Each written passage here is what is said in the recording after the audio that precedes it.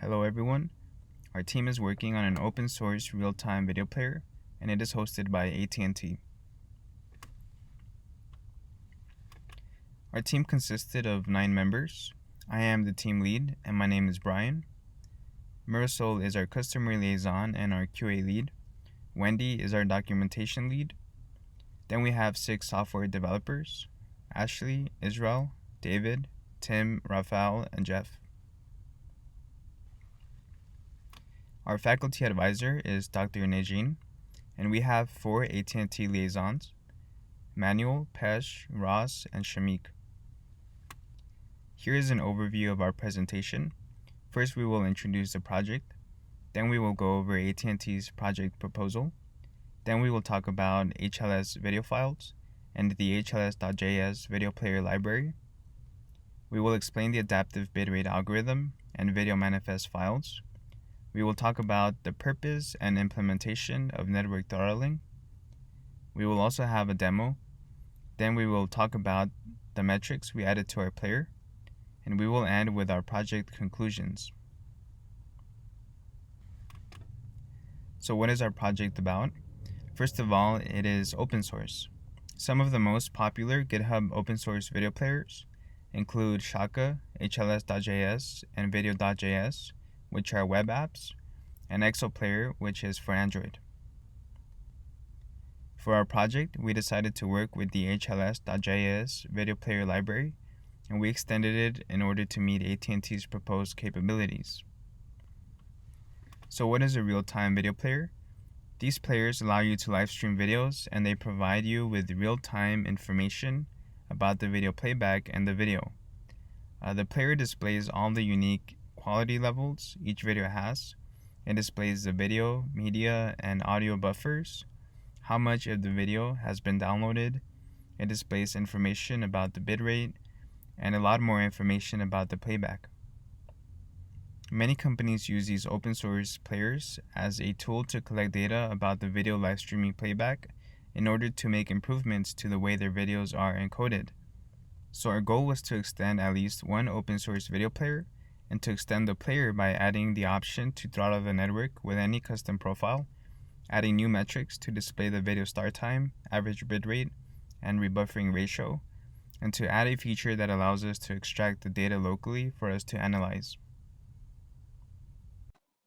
Hello, my name is Mirasol Davila. I will be going more in depth about our project proposal. Project goals. Our proposal is extending the HLS.js open source player to display video startup time, to display rebuffering ratio, to enable support for both HLS and Dash, to simulate real-time throttling of network conditions such as Wi-Fi, cellular data, and stream saver, to keep the videos running at a high speed depending on networks such as a broadband, to enable loading a predefined network profile, browser automation using Selenium that is used for testing, web emulator development. 4 HLS and Dash videos were provided by AT&T. The repositories were also provided by AT&T. We created 4 new branches on our GitHub for each development feature, which are video startup time, video rebuffering, average bitrate, and network. Built on top of open source JavaScript video players. So we had 2 different phases. Phase 1 is HLS.js for HLS content. Phase 2 is Shaka for Dash content. For the functionalities, we had 3 different steps. One was to load the custom average bitrate video URL with set semic length and number of variants. 2, to load custom network profiles. And 3, to store and display real-time network speed and video metrics.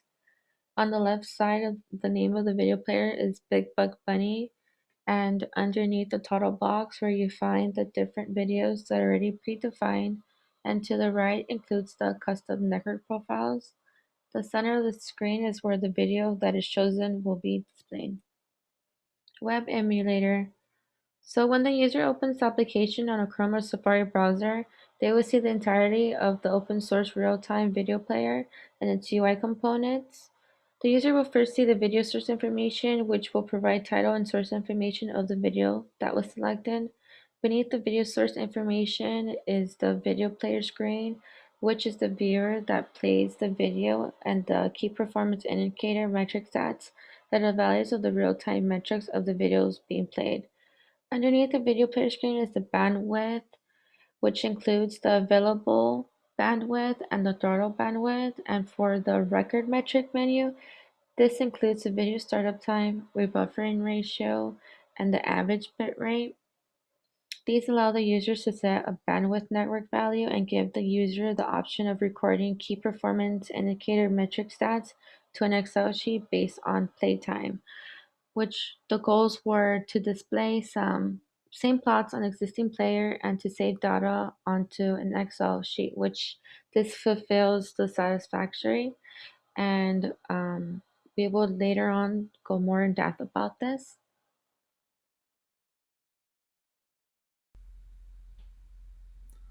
Hello everyone, my name is Tim Ellis and I'm going to be talking about the HLS format and the HLS.js library that we used for our project.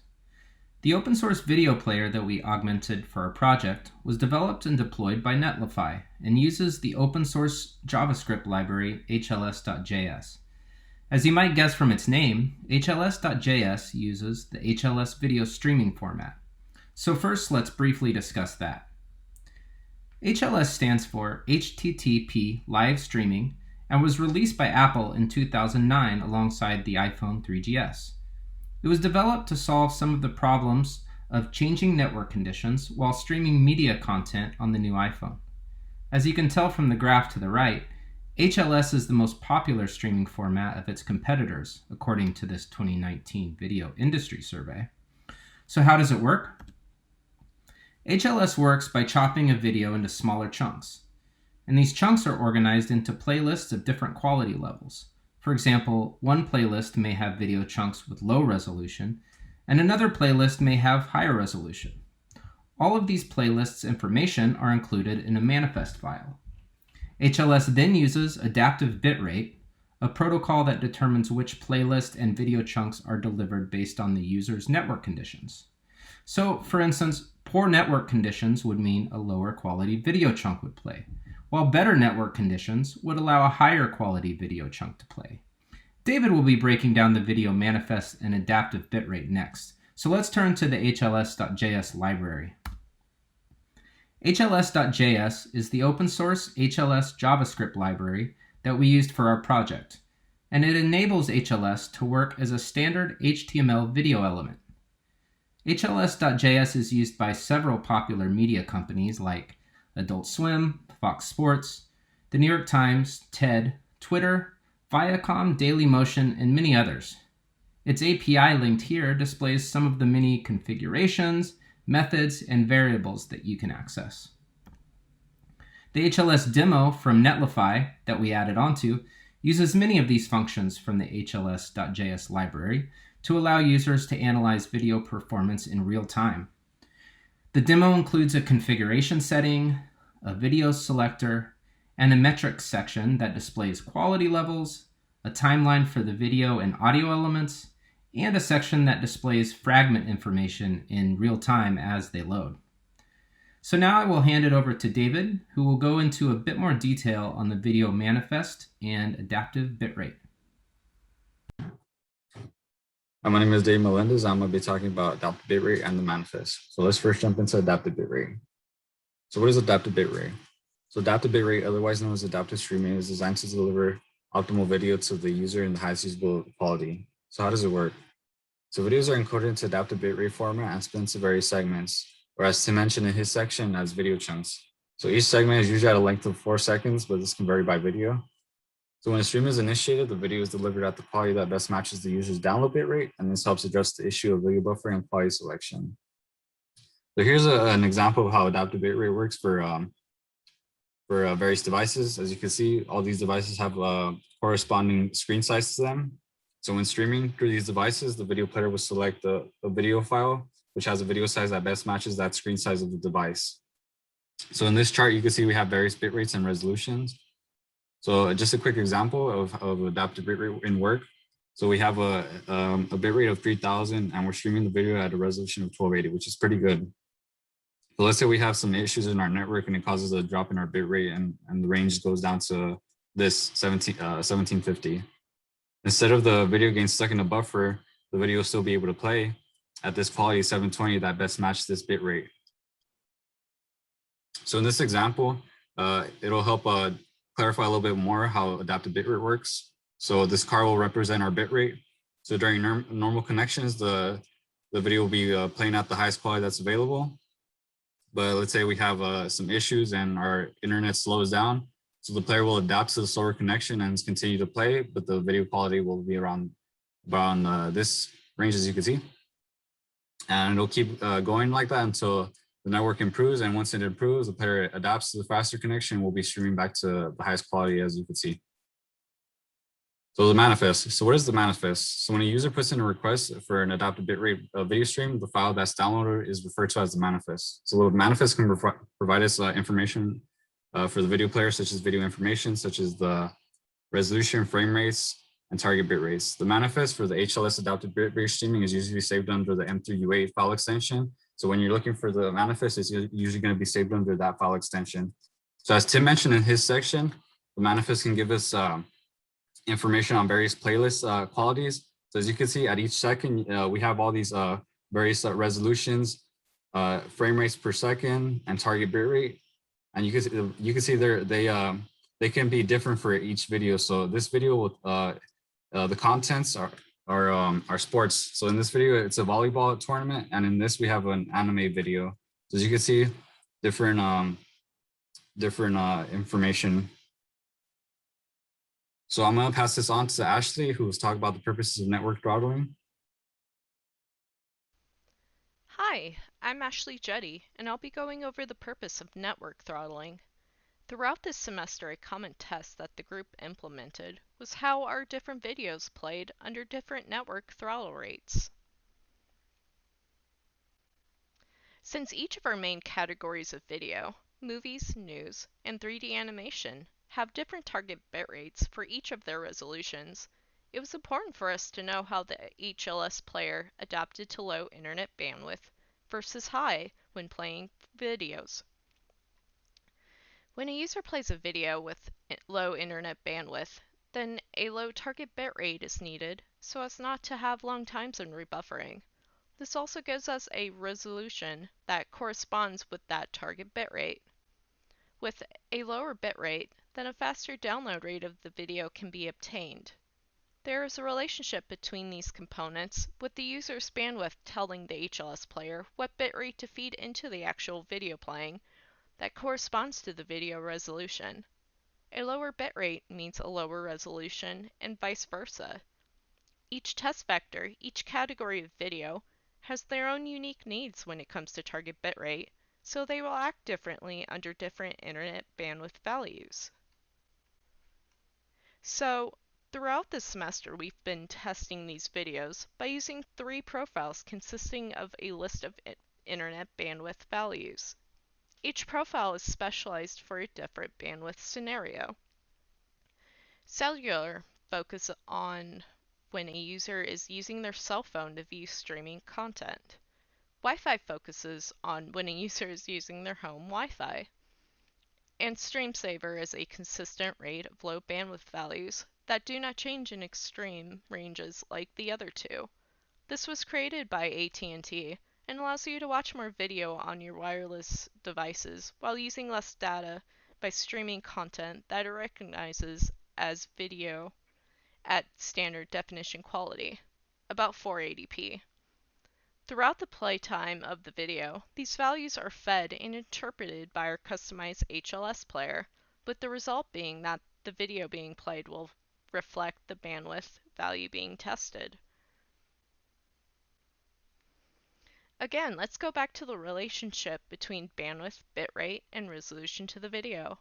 With the testing of our custom KPI metrics, we wanted to predict the video quality of a given ABR ladder, the predicted bitrate range, for any given network profile, or any inconsistencies that ISP providers give to users.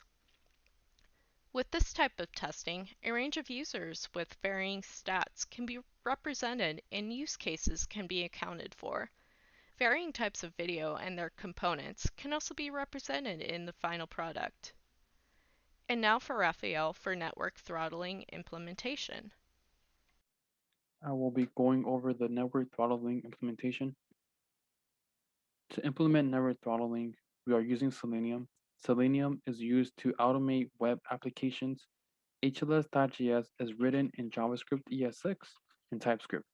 Therefore, we are using Node.js, and by using Node.js, we install the Selenium WebDriver, which helps run the Selenium scripts on the browser. And lastly, we have to install the browser's dependency. For example, if we want to use the Google Chrome browser, we have to install the Chrome driver dependency to create a new Chrome instance. The Chrome browser provides a network throttler and its Devtools. By using this network throttler, we can simulate different network conditions, and we can also add a custom network condition. To use the Chrome DevTools throttler manually, access the Devtools in the browser and click on the Network tab.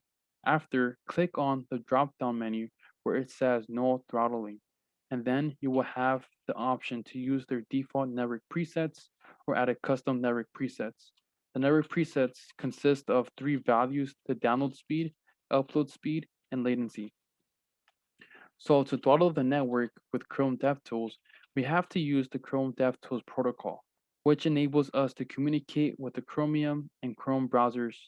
The protocol defines a number of domains, and the domain we are using is the network domain. Exposes a set of methods where we can change the download speed at every second, so therefore we can read a network profile that consists of different download speeds and apply it to the player in real time. There are 3 ways to run the throttler and our network video KPI emulator tool. On top here, we have Selenium with throttling and our network video KPI emulator. There's no command here will produce throttling with our network video KPI emulator. So the node command, node nvke xosx and hash. So nvke is this nvke.js file that contains the Selenium code to automate our network video KPI emulator. The xosx is a network profile that is read by the program, consists of different download speeds, and they are applied in real time. The network profile is retrieved by the file system, and the hash represents the number of tests. So after reading the file, the Selenium WebDriver is opened and executes the index.html file and loops as many times as needed. So it relies on the number of tests. In the middle here, we have Selenium with no throttling and with our network video KPI emulator. The node command discards the xosx file since we are not throttling.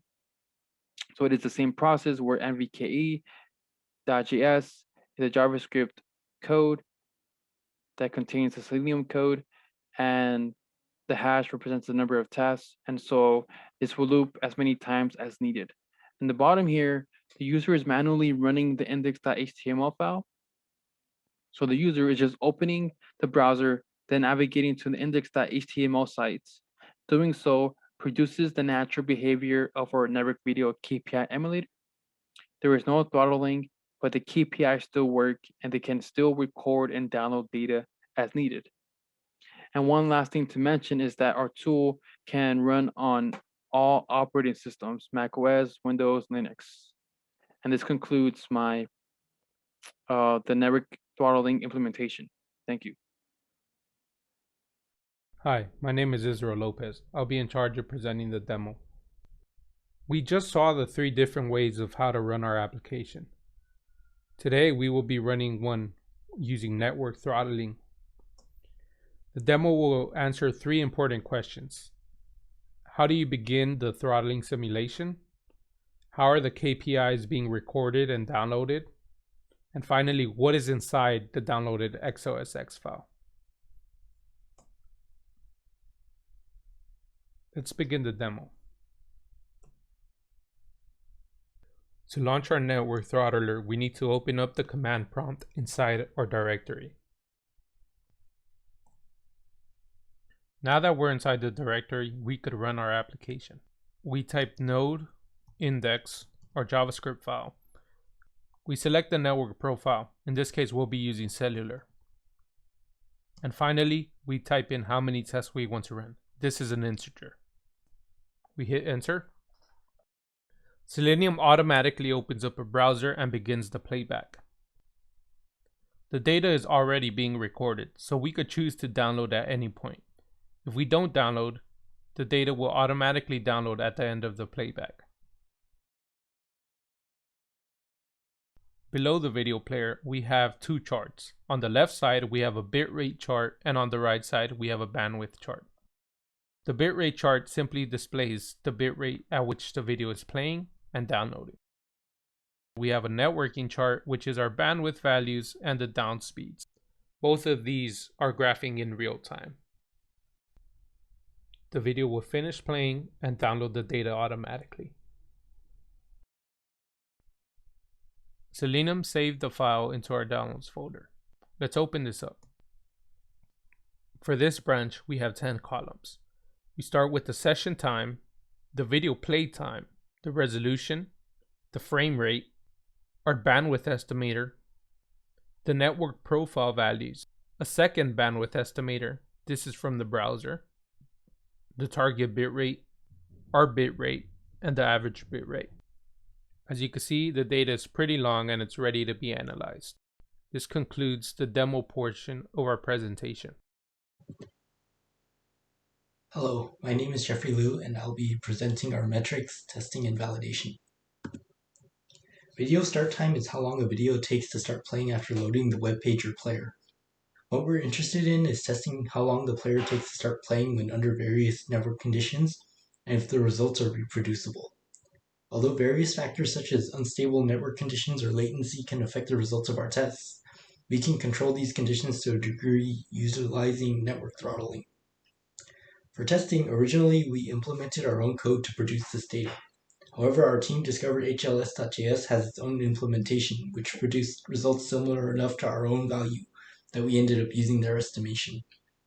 Utilizing Selenium for testing, our members found that the results were consistent when testing under the same simulated conditions multiple times. Here we have a graph displaying the results of single instance tests across our different members using 5 different bandwidth levels. Even across different members, these results are fairly similar. Rebuffering is involuntary pauses in playback which are usually caused by network or player errors. What we're interested in is essentially how often they occur and how long they last. Due to the robust nature of the HLS video format, rebuffering does not occur very often. Although it may not be very pleasing to look at, the video can still continue to play at very low resolutions due to them not even requiring a 1 megabit per second connection. For testing, we can cause the player to rebuffer using network throttling. Sudden drops in the bandwidth after the player expects a high bandwidth can trigger rebuffer since it no longer has sufficient bandwidth to complete a fragment before the player tries to play it. The data we're interested in is rebuffer duration, which is how long the player rebuffers in each instance and the total amount of time the player rebuffers per test.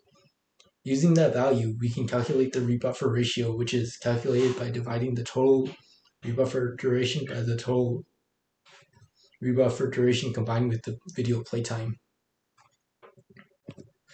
For adaptive bitrate, which was explained by David, we're interested in bitrate values. HLS.js has its own implementation for providing these values. However, upon testing, it was found that these values were not very accurate. We implemented our own estimator as a result. Upon downloading a completed fragment, we have various information about it such as the file size and the duration, which aren't uniform for each fragment in the video. To calculate the bitrate, we divide the file size by its playback duration and multiply by 8 to convert it from bytes to bits. The target bitrate is read from the M3UA manifest file, and the resolution is provided by the HLS demo, which uses standard video elements to obtain. We just took these values and recorded them. The player also estimates our network bandwidth, which upon testing we discovered was inaccurate when comparing the values reported by bandwidth testing sites such as speedtest.net or testmy.net.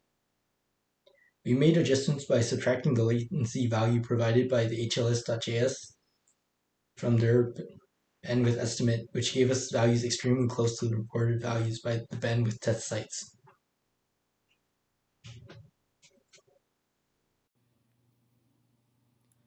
Hi, my name is Wendy, and I'm going to be presenting on our project conclusion. When we were first presented with our project proposal, we were given a list of the requirements needed to be incorporated inside an existing real-time video player. Some of the functionalities include the KPI metrics, such as video start time, rebuffering ratio, average video bitrate, network throttling, and predefined network profiles, which were provided by AT&T. The first three KPIs, which are VST, RBF, and average bitrate, were completed in the first semester of our project. Starting spring semester, we continue from where we left off on network throttling. The three predefined network profiles are Wi-Fi, cellular, and stream saver profiles. One of the hiccups that our program suffers is that our program can only be launched by using Chrome. We ran into some complications trying to make the program also work in different browsers such as Safari. Apart from our HLS.js player, we were also planning to work on the Shaka player while incorporating all the functionalities listed in the proposal, but because of delay in the completion of network throttling, we kept on postponing the implementation of Shaka player. At the end, we decided to focus on the accuracy and validation of our HLS.js player because there wasn't going to be enough time for the implementation of the Shaka player. When we were analyzing and obtaining data of the different KPIs, we were only able to complete our testings with HLS videos and not Dash videos. For future works, if we had more time to complete this project, we would have liked to improve some of the items listed below, such as the front end and the back end. We would create a user interface that's more user-friendly and memorable. Creating a server and a database to store all the data gathered from users and have a more accessible server because at the moment all the data collected and downloaded would be stored locally. Our project is primarily for testing purposes, so therefore the UI would be something that could be looked into at a later date. Another implementation we would like to elaborate on would be the use of the program to be accessible and supported by multiple browsers. This would ultimately be easier for users to use the system without moderation. Finally, we would work on the Shaka player and incorporate all the KPI metrics plus network throttling, where in turn we would compare our HLS player and our Shaka player for a performance analysis. Comparing the performance between both players would help analyze a large amount of videos to predict the video quality on various networks. This is currently seen on AT&T video services. If I could sum up this project in a sentence, I would say that it's an innovating, challenging, interesting, imaginative, and triumphant experience because in the past 2 semesters, we got a chance to think outside the box, think of alternate ways to solve and create an outstanding program with its resulting in our HLS.js player.